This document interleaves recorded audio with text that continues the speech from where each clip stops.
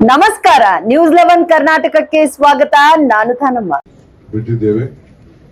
ನೀರನ್ನ ನಾವು ಹಿಡ್ಕೊಳ್ಬಾರದು ಅನ್ನೋ ದೃಷ್ಟಿಯಿಂದ ಅದಕ್ಕೋಸ್ಕರನೇ ನಾವು ಮೇಕೆದಾಟ್ ಯೋಜನೆ ಬೇಕು ಅಂತೇಳಿ ಅವ್ರಿಗೆ ಒತ್ತಾಯವನ್ನ ಮಾಡ್ತಾ ಇದ್ದೇವೆ. ಬಹುಶಃ ನ್ಯಾಯಾಲಯ ನಮಗೆ ನ್ಯಾಯವನ್ನು ಕೊಡ್ತದೆ ಅಂತೇಳಿ ನಮಗೆ ಸಂಪೂರ್ಣವಾದಂತ ನಂಬಿಕೆ ಇದೆ. ಒಟ್ಟಾರೆ ಈ ರಾಜ್ಯದ ಎಲ್ಲಾ ಕಡೆ ಕೂಡ ಬಹಳ ಸುಭದ್ರವಾಗಿ ಈ ವರ್ಷ ಮಳೆಯಾಗಿದೆ. ಜೊತೆಗೆ ಡ್ಯಾಮ್ ಸೇಫ್ಟಿ ವಿಚಾರದಲ್ಲಿ ಈಗಾಗಲೇ ಮುಖ್ಯಮಂತ್ರಿಗಳ ಆದೇಶದಂತೆ ಕೇಂದ್ರ ಸರ್ಕಾರ ಕೂಡ ಇದರ ಬಗ್ಗೆ ಬಹಳ ಕಾಳಜಿಯನ್ನ ವಹಿಸಿತ್ತು. ಇಡೀ ರಾಷ್ಟ್ರದಲ್ಲಿ ಎಲ್ಲಾ ಡ್ಯಾಮ್ ಅವರು ಕೂಡ ನಾವು ಯಾವ ರೀತಿ ಇದನ್ನ ಸರಿ ಮಾಡ್ತೀವಿ ಅನ್ನೋದನ್ನು ನೋಡ್ತಾ ಇದ್ರು. ಸೊ ಬಹಳ ಜರೂರಾಗಿ ಬಹಳ ವ್ಯವಸ್ಥಿತವಾಗಿ ಅದನ್ನ ಸರಿ ಮಾಡಿದ್ದೇವೆ. ಡ್ಯಾಮ್ ಸೇಫ್ಟಿ ವಿಚಾರದಲ್ಲಿ ಈಗಾಗಲೇ ಒಂದು ತಂಡವನ್ನು ಕೂಡ ನಾವು ರಚನೆ ಮಾಡಿದ್ದೇವೆ. ಎಲ್ಲಾ ಕಡೆ ಕೂಡ ವೀಕ್ಷಣೆ ಮಾಡಿ ಆ ತಕ್ಕಂತೆ ಸೂಕ್ತ ಸಂದರ್ಭದಲ್ಲಿ ಇಂಥ ಯಾವ ಮುಂದಕ್ಕೆ ಅನಾಹುತಗಳು ಆಗಬಾರದು ಅನ್ನೋ ದೃಷ್ಟಿಯಿಂದ ಅದನ್ನೆಲ್ಲ ಸರಿಪಡಿಸುವಂತ ಕೆಲಸವನ್ನ ನಾವು ಮಾಡ್ತೇವೆ.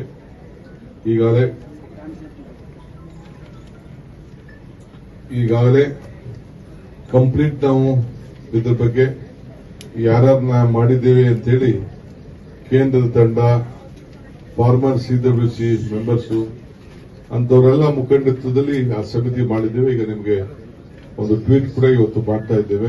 ಸದಸ್ಯರು ಯಾರ್ಯಾರಿದ್ದಾರೆ ಅಂತೇಳಿ ಅದನ್ನ ಮಾಡಿದ್ದೇವೆ. ಇಲ್ಲೂ ಕೂಡ 21ನೇ ತಾರೀಕಿಗೆ ಅನೇಕ ಈಗ ಒಂದು ನಿಮಗೆ ಮಾಹಿತಿಯನ್ನು ಕೂಡ ನಾವೆಲ್ಲ ಈಗ ಬಿಡುಗಡೆ ಮಾಡ್ತೇವೆ, ಇಲ್ಲಿ ಏನೇನಾಗಿದೆ ಅಂತೇಳಿ. ಆದ್ರೆ ಯಾರು ಗಾಬರಿ ಪಡಬೇಕಾದಿಲ್ಲ.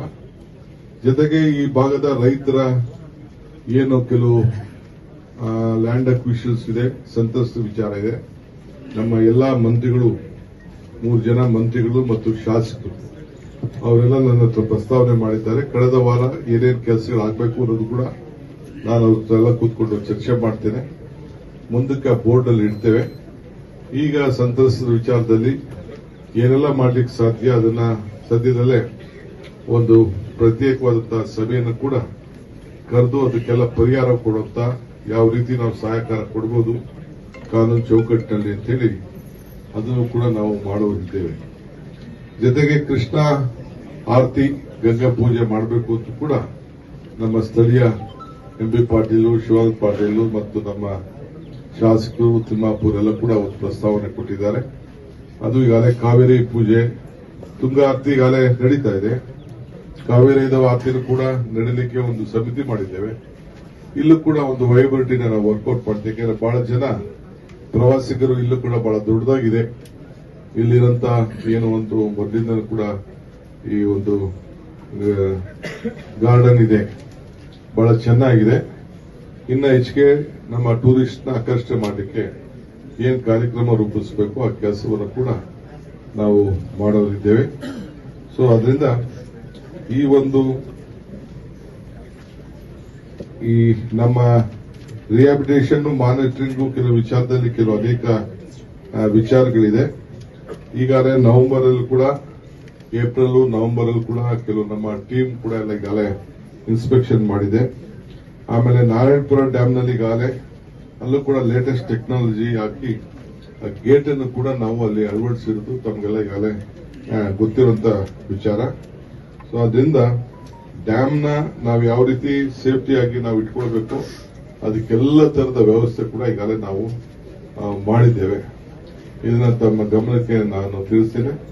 ಮಿಕ್ಕಿದ ವಿಚಾರವನ್ನ ನಮ್ಮ ಮುಖ್ಯಮಂತ್ರಿಗಳು ತಮ್ಮ ಹತ್ರ ಮಾತಾಡ್ತಾರೆ. ತಾವೆಲ್ಲ ಸಹಕಾರವನ್ನು ಕೂಡ ಕೊಟ್ಟಿದ್ದೀರಿ. ನಿಮ್ಗೂ ಕೂಡ ನಾನು ಅಭಿನಂದಿಸಿ ಕೆಲವು ಬೇರೆ ವಿಚಾರಗಳನ್ನ ಮುಖ್ಯಮಂತ್ರಿಗಳು ತಿಳಿಸ್ತೇನೆ. ಪ್ರಕೃತಿಯ ನಿಯಮ